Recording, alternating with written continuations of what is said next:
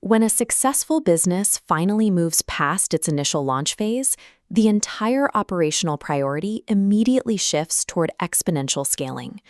Ask a traditional executive how to achieve that scale, and their reflex is to buy it. Double the billboard budget, double the social media ad spend, and force traffic to the product. That is a game of attrition.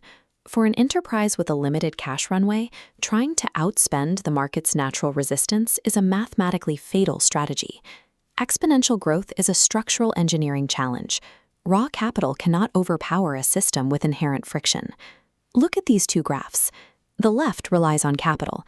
Ad spend rises exponentially while revenue stays flat. The right treats growth as an engineering problem. Ad spend remains flat, yet revenue jumps in a step function.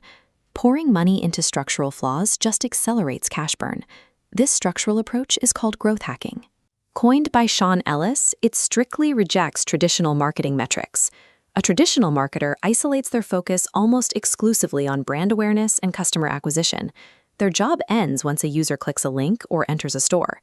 A growth hacker takes ownership of the entire user lifecycle.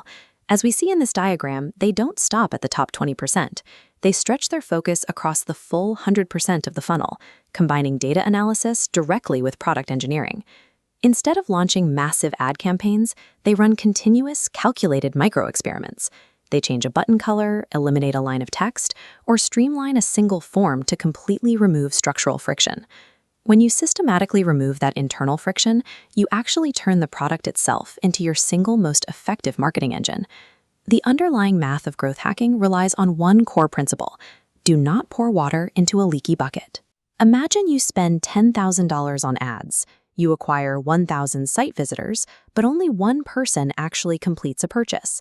To get 10 customers, the standard marketing instinct dictates multiplying your ad spend to $100,000 to force 10,000 people to the site. A growth hacker runs a different calculation. Look at this fluid dynamics model. 1,000 digital units flow in on the left, but our system has a massive crack in the middle. 999 units leak out before completing the journey. The growth hackers stop spending on acquisition and focuses entirely on locating and patching that specific leak. By sealing that crack and increasing the conversion rate from 0.1% to a flat 1%, the system outputs 10 successful units. You get the exact same 10 customers without spending a single dollar more on acquisition. Optimizing your conversion rate yields permanent compounding returns. Renting ad traffic only pays off as long as you keep your wallet open. To locate those structural leaks, we use a specific diagnostic scanner created by Dave McClure. This is the AARRR framework, commonly known as pirate metrics. It visualizes the user journey as a cascading filtration system with 5 distinct chambers. At the top is acquisition. This measures how efficiently your product captures initial attention and drives traffic. Next is activation. This is the critical moment a user actually experiences the core value of your product for the very first time. Then comes retention, which tracks whether users consistently return to the software or abandon it entirely after a single session. Finally, we measure referral and revenue. Do your users advocate for the product, and do they actually pay for it? Leadership cannot fix a stagnant growth rate until they map their data to this model and identify exactly which of these 5 layers is causing the mathematical failure. Let's apply this diagnostic scan to a real-world scenario. Consider a B2B human resources software company offering a 30-day free trial to small businesses. Their acquisition is excellent. Targeted ads successfully drive 100 new companies to register for the software every single day. But their revenue is a total failure. After the 30-day trial expires, absolutely 0 companies convert to paid subscriptions. The traditional executive response is to assume the leads are cold, ordering the sales team to aggressively call these companies to force conversions. But when we deploy the AARR scanner on their actual data, a different story emerges. Watch the flow here. 100 units enter the top acquisition chamber and pass entirely through the first filter without issue. The system fails at the next stage. At the activation chamber, 95 units aggressively spill out into the waste area. Only 5 companies actually proceed to input their employee data into the system. Those 5 trickle down to retention and immediately stall.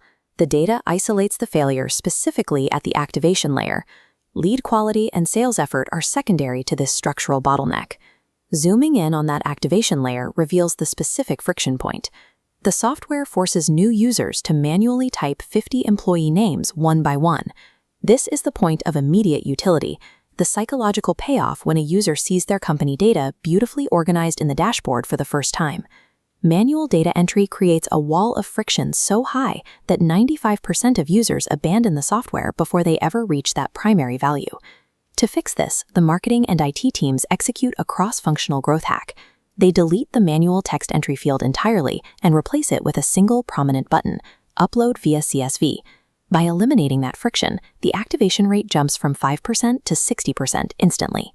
Look at how this impacts the rest of the funnel.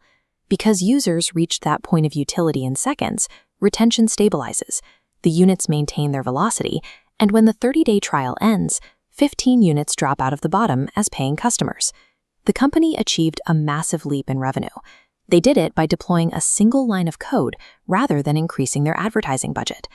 As a business diagnostician, I apply this exact lens to audit the growth architecture of any organization. It starts with 5 specific questions. First, does leadership know exactly where the largest quantitative drop-off point exists in their user journey? Second, has the organization explicitly defined the exact second their product delivers its primary value? Third, are marketing and engineering operating in isolated silos or collaborating as a cross-functional team? Fourth, is the marketing budget dangerously skewed toward acquiring strangers rather than retaining existing users?